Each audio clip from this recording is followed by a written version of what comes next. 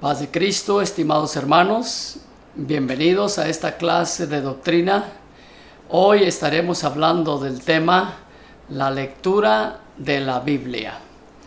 Esta es una clase muy especial, al igual que todas las demás que hemos estado dando, ya que nos habla de un material muy necesario para la vida cristiana. Así es que vamos a entrar directo al tema y vamos a utilizarlo con este texto de Juan 5:39, el cual Jesús dijo: escudriñad las Escrituras, porque a vosotros os parece que en ellas tenéis la vida eterna, y ellas son las que dan testimonio de mí. Este texto es algo muy especial porque nos habla a nosotros de la necesidad de escudriñar. Esta palabra significa buscar, buscar. Jesús está diciendo que hay que buscar en las Escrituras porque ellas, aunque tienen el mensaje de vida eterna, ellas todas dan testimonio de nuestro Señor Jesús. Por lo tanto, vamos a estar hablando sobre la importancia que tiene la lectura de la Biblia en la vida del Hijo de Dios. Y quiero introducir el tema diciendo que la lectura de la Biblia es una de las disciplinas más antiguas del cristianismo. Es decir, la lectura de la sagrada palabra de Dios ha sido una práctica que comenzó desde hace mucho tiempo. De hecho, la iglesia cristiana heredó esto del judaísmo. Ellos acostumbran leer la Escritura todo el tiempo y la iglesia cristiana heredó esto precisamente del judaísmo. También es una de las formas que Dios tiene para comunicarse con nosotros. Por medio de la lectura de la Biblia, Dios nos habla directamente a cada uno de nosotros. Y también cuando la leemos nos da aliento, nos da ánimo, nos da esperanza. Y eso es pues lo que vamos a estar hablando en esta clase sobre el tema la lectura de la Biblia. Algunas consideraciones básicas antes de entrar directo al tema. La palabra Biblia es una palabra griega que viene del texto biblión, que quiere decir libro breve o colección de libros breves. Ese fue el nombre dado a la colección de escritos que la iglesia cristiana consideró como el canon sagrado, los libros que eran los libros correctos, los libros que la iglesia tradicionalmente usaba. El canon se le llamó el canon sagrado. El canon sagrado, el canon que tiene la Biblia cristiana, es 66 libros. Esto quiere decir que son los 66 libros inspirados. El canon es una palabra que significa caña de medir, y todos los libros que están en la Biblia cristiana son libros que fueron medidos espiritualmente para figurar dentro de nuestro libro de texto, la Biblia. Por eso se le llama canon, porque fueron medidos acorde para poder entrar en nuestra Biblia, en el libro de texto. Entonces, estas son algunas consideraciones básicas. La Biblia tiene 66 libros, que son los aprobados, los inspirados por Dios, y hay algunas versiones de la Biblia que tienen libros agregados, como los libros apócrifos y los libros deuterocanónicos, que son otros libros que circulaban en aquel entonces, pero que la iglesia no los agregó en su canon o en su colección de libros sagrados, porque esos precisamente no pasaron la medida espiritual que requería la iglesia para que figuraran como libros, libros cristianos en este caso. El Antiguo Testamento tiene 39 libros distribuidos en 5 secciones como el Pentateuco, que son los primeros 5 libros, luego tiene 12 libros históricos, después 5 libros poéticos, luego 17 libros proféticos, luego 5 profetas mayores y 12 profetas menores. Estos son los libros que tiene, o la división que tienen los libros del Antiguo Testamento. El Nuevo Testamento, por su parte, tiene 27 libros organizados en 5 secciones, 4 libros biográficos, un libro histórico, 14 epístolas paulinas y 7 universales, y finalmente un libro profético que es el libro de Apocalipsis. Amén. Así están distribuidas los libros de la Biblia. Otra cosa a consideración son las divisiones en capítulos y versículos. La Biblia está dividida en capítulos que facilitan la lectura de la misma y versículos, los cuales nos hacen la vida más fácil para encontrar una referencia bíblica. Originalmente los textos bíblicos no tenían esta subdivisión, sino que eran un solo escrito, un solo bloque de escrito, pero gracias al profesor Stephen Langton de la Universidad de París en el siglo XIII, él pudo agregarle capítulos y versículos a la Biblia, y por eso ahora lo hace más fácil su lectura. El Antiguo Testamento contiene 929 capítulos y 23.214 versículos. El Nuevo Testamento, por su parte, contiene 260 capítulos y 7.959 versículos. Entonces, este es el contenido que tiene la Biblia, y es importante que nosotros, antes de entrar al tema, consideremos estas cosas que son básicas. Y como el tema es la lectura de la Biblia, entonces aquí viene una pregunta, y la pregunta es: ¿por qué leer la Biblia? Bueno, nosotros tenemos que entender que hay muchos motivos por los cuales debemos de leer la Biblia. Primero, tenemos que leer la Biblia porque la Biblia es la voz o el mensaje de Dios para nuestra vida. Okay. Alicia Vargas dice: a través de nuestra fe, como individuos o como iglesia, creemos que la Biblia es la palabra de Dios para nosotros. Entonces, tenemos que leer la Biblia, número 1, porque es la palabra de Dios para nosotros. Es el mensaje de Dios, es la voz de Dios para nosotros. Segundo, tenemos que leer la Biblia para conocer más a Dios íntimamente. La Biblia nos revela de su naturaleza, la naturaleza de su autor, nos revela cómo es Dios, nos revela lo que Dios piensa, nos revela sobre su poder, sobre la ira, el amor, la misericordia, la inteligencia, en fin, tantos temas más que nos revela la Biblia de Dios. Si alguien quiere conocer a Dios, tiene que conocerlo por medio de la Biblia. Amén, porque la Biblia revela a Dios. Entonces, no solamente tenemos que leerla porque Dios nos habla y es la voz de Dios para nosotros, pero también tenemos que leerla para conocer más a Dios.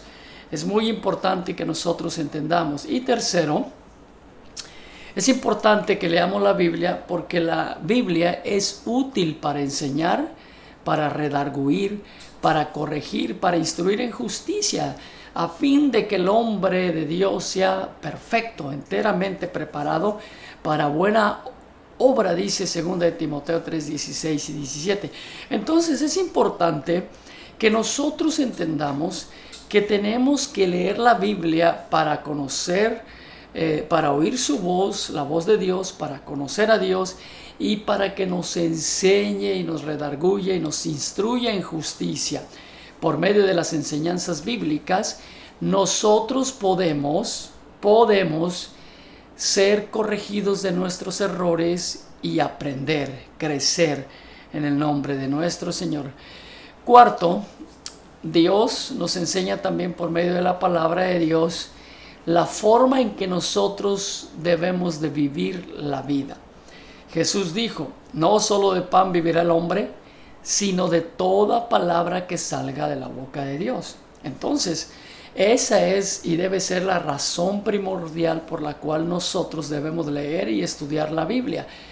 Porque como hijos de Dios necesitamos vivir, y para vivir hay que alimentarnos, y para alimentarnos necesitamos la palabra de Dios. Entonces, la palabra de Dios, la Biblia, es lo que nosotros necesitamos para que nos alimente, para que todos los días nos alimente su palabra. Así es que todas estas son consideraciones básicas del por qué leer la Biblia. Y tenemos algunas otras consideraciones al estudiar la Biblia. Para poder estudiar la Biblia y entenderla mejor, es necesario conocer algunas cosas de suma importancia. Y préstele atención a lo que voy a decir, porque muchas veces nosotros no entendemos lo que dice el texto bíblico, porque no entendemos otras cosas que son fundamentales. Por ejemplo, ¿de dónde proviene la Biblia? Sí, la Biblia proviene de el Medio Oriente. De allá se escribió la Biblia, en otro país, en otro continente, en otro tiempo, en otras situaciones. Entonces nosotros tenemos que entender el contexto de la escritura de la Biblia, de los textos que nosotros estamos leyendo. Cuando nosotros consideramos esto, entonces al leer la Biblia nos vamos a dar cuenta que la Biblia proviene de Oriente y no de México, Guatemala, El Salvador. Entonces, por eso es que la Biblia contiene situaciones, objetos, cosas, productos que solamente se daban en aquel lugar y no en el nuestro. Entonces, cuando una persona, por decir así, escucha la palabra mandrágora, decir, ¿y eso qué es? ¿Con qué se come? Bueno, es cierta fruta de aquel lugar, y es por eso que nosotros tenemos que entender su procedencia. Lo segundo que hay que entender es que la Biblia también no fue escrita en nuestro idioma, no fue escrita en español, en inglés. La Biblia fue escrita con otro idioma. La Biblia fue escrita, el Antiguo Testamento fue escrito en hebreo y partes en arameo, y el Nuevo Testamento fue escrito en griego.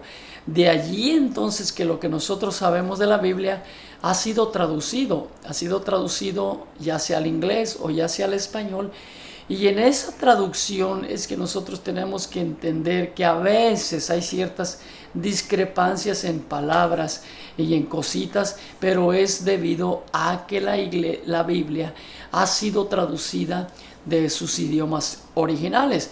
Por eso es necesario que nosotros, los estudiosos, trabajemos y profundicemos un poco más en los textos originales para poder traer mejor revelación a la vida, en este caso de la Escritura.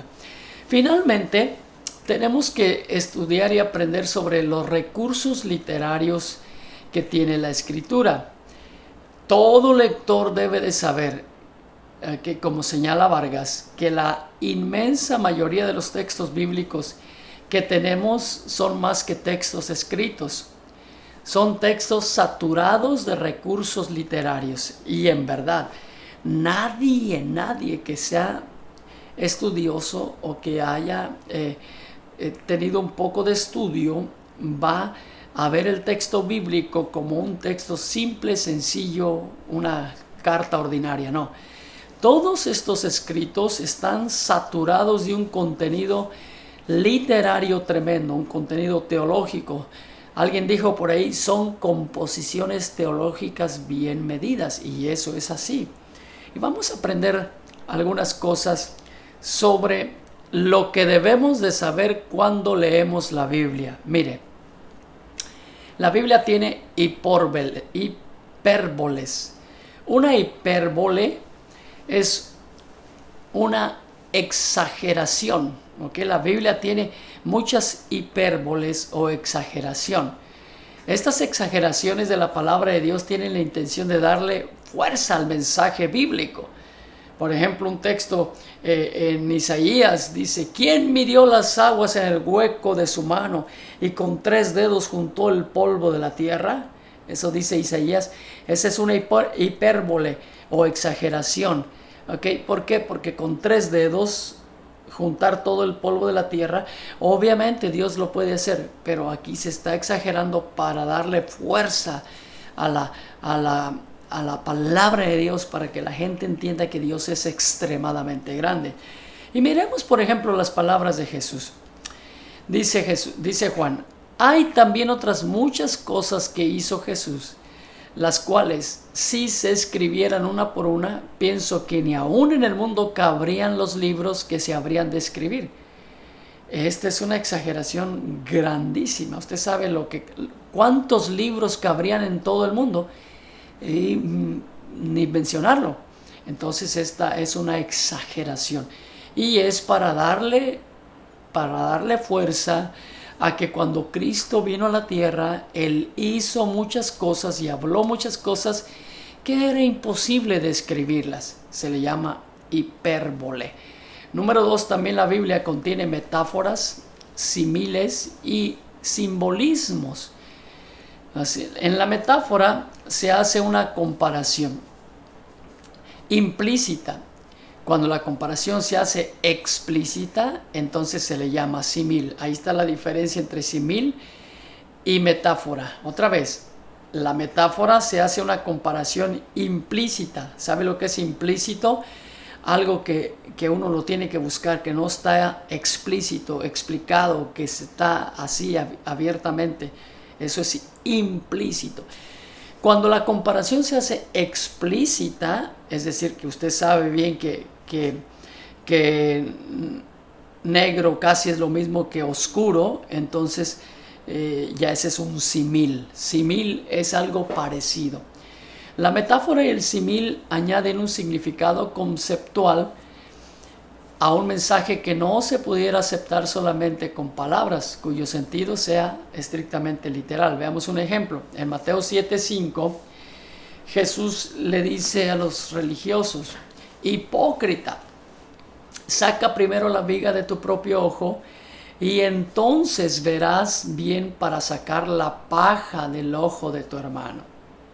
En este ejemplo, claramente nos damos cuenta de que Jesús está utilizando una figura de la metáfora para referirse a la condición de los que juzgan a otras personas sin considerar primero sus propios defectos y errores. Entonces, esto es un ejemplo de una metáfora. Dije anteriormente de un símil o una comparación, pero en realidad esta es una metáfora que está dentro de la misma familia. Y lo que está diciendo Jesús es que esa persona que está juzgando, ¿cómo puede juzgar a otra persona sin ver la viga que tiene en su ojo? ¿Verdad? Otro ejemplo, o un ejemplo de símil, es el siguiente. Jerusalén, Jerusalén, dijo Jesús, que matas a los profetas y apedreas a los que te son enviados. ¿Cuántas veces quise juntar a tus hijos como la gallina junta sus polluelos y nunca quisiste? Este es un símil porque se está haciendo una comparación, algo parecido. Dios está diciendo que Él es como esa gallina que cubre a sus polluelos, ¿verdad? Los protege. Eso es un símil. La Biblia está llena de metáforas, de símiles y de comparaciones. ¿Okay? Eso es algo que debemos de saber. Pero la Biblia no solamente tiene lo que ya mencioné, pero también tiene antropomorfismos o personificaciones. Está llena de personificaciones la Biblia. Es el recurso literario que consiste en atribuir características humanas a aquello que no las tiene. Por ejemplo, te vieron y tuvieron temor los montes. Pasó la inundación de las aguas. El abismo dio su voz, a lo alto alzó sus manos. Este es un claro ejemplo de una personificación o antropomorfismo. ¿Por qué? Porque los montes tuvieron temor. ¿Cuándo los montes van a mirar y a tener temor? ¿O cuando el abismo va a levantar su voz y hablar? Bueno, es que se está personificando, y eso es muy común. A los árboles se personifican y a muchas cosas en la Biblia. Después tenemos la antítesis. La antítesis es una figura que consiste en unir por medio de contraposición frases de significado contrario. Por ejemplo, la vida y la muerte, lo bueno y lo malo, el camino ancho, el camino angosto, el cielo y el infierno. Antítesis. Se presenta, digamos, lo positivo por un lado y luego lo negativo por el otro. El día y la noche. Siempre está esa contraposición, se le llama antítesis. Usted va a encontrar esto por toda la escritura. Entonces está hecho a propósito. Siempre se muestra lo bueno, pero se muestra lo malo. Se muestra lo correcto, pero se muestra lo incorrecto. En fin, lo justo, lo injusto. Y ahí usted considere para arriba. Después tenemos el proverbio. En la Biblia, de hecho, hay un libro escrito llamado Proverbios, porque los proverbios abundan. Los proverbios son como dichos de sabios. Y luego tenemos la parábola. Una parábola también es un relato o cuento de un hecho de la vida real que ocurrió o que pudiera ocurrir. Y este es con el fin de establecer una lección aplicable de los asuntos espirituales en la vida cotidiana. Jesús utilizó mucho las parábolas. Las parábolas de Jesús, hay muchas parábolas de cualquier cosa, usted las va a encontrar. Y finalmente tenemos, número 7, otros elementos por el estilo que debemos considerar son símbolos, números, tipos y figuras. Cuando usted esté leyendo la Biblia, usted debe de saber que la Biblia va a tener muchos símbolos, mucho simbolismo, muchos números. Por ejemplo, el 1, ¿verdad? El 3, el 5, el 7, el 6, ¿verdad? El 12, el 24, el 40, son números que hay en cantidad y todos significan algo. Hay símbolos, ¿verdad? La Biblia está llena de símbolos desde el Antiguo Testamento. Por ejemplo, en el tabernáculo había mucha simbología. En la vestimenta del sacerdote toda estaba llena de simbología, y esa tiene una aplicación a la vida cristiana. En fin, todas estas cosas son necesarias que usted las sepa cuando va a leer la Biblia, y por eso lo quise poner aquí, para que usted cuando se ponga a leer la Biblia sepa que va a encontrar allí muchas cosas, y vamos a repasarlo rápidamente. Las 5, 7 cosas que hay que saber. Que la Biblia contiene la hipérbole o exageración. Usted va a ver mucha exageración en la Biblia. ¿Para qué son la exageración? Es para darle fuerza a la palabra. Después va a tener, número 2, la metáfora, simil y simbolismo, que es casi todo igual. Va a haber muchas metáforas, muchos similes y comparaciones en la Biblia. Después vamos a tener antropomorfismos o personificaciones en abundancia. Antítesis, toda la Biblia está llena de antítesis. ¿Ok? Y el proverbio, hay muchos proverbios, hay muchas parábolas y finalmente muchos símbolos, números, tipos y figuras. Todas esas cosas, cuando usted se pone a leer la Biblia, las debe de saber, o debe cuando menos de saber que están ahí, para que pueda entender la Biblia y así no se complique usted con ello. Muy bien, entonces vamos a ir terminando esta sesión y quiero darles algunos consejos, algunas sugerencias para leer toda la Biblia. Lo primero que hay que hacer es apartar, cuando usted vaya a leer la Biblia, hay que apartar un tiempo cada día para leer la Biblia. De hecho, usted debe planificar su calendario, su agenda, para que en la semana, cuando menos, usted dedique un pequeño tiempo, espacio para leer la Escritura. Yo me recuerdo cuando teníamos la escuela dominical y se nos pedían cuántos textos habíamos leído durante la semana. Eso era bonito porque uno decía, bueno, leí 5. A veces cuando no alcanzabas a leer, ahí estabas el domingo antes de la mañana, ¿verdad? Leyéndote unos cuantos capítulos para llevar y presentar que habías leído. Eso era bueno, ¿verdad? Hay que apartar un espacio para leer la Biblia. Luego, lea la Escritura poniendo toda su atención, sin dejar apresurarse por las limitaciones del tiempo que haya preferido. Es decir, usted debe de prestarle atención a la lectura. Aunque hay lectura rápida y hay lectura de estudio, ¿verdad? Eso lo miraremos más adelantito. Y también cuando usted lee la Biblia debe utilizar herramientas de ayuda como por ejemplo comentarios, concordancias, diccionarios bíblicos y mapas. Esto es para entender a profundidad o con más amplitud lo que usted está leyendo. Use las herramientas que tenemos. Ahorita hay diccionarios, hay concordancias, hay comentarios bíblicos para entender mejor un texto. O también hay diccionarios en el texto original. Usted quiere saber qué dice esa palabra en el texto original hebreo o griego, pues simplemente búsquelo en el diccionario y usted va a ampliar su conocimiento. También no se preocupe si no entiende algún pasaje de la Biblia. Usted tiene que continuar leyendo y consultar algunos materiales y después el panorama se le va a aclarar. Y no se preocupe, si hoy no lo entiende, lo entenderá mañana. Vuélvalo a leer y después lo entenderá. También tengo un cuaderno de notas o un diario de sus lecturas. Registra allí lo que lee y también todas las observaciones y pensamientos y preguntas que usted pueda tener referente a lo que usted está leyendo. Si no entiende algo, anótelo.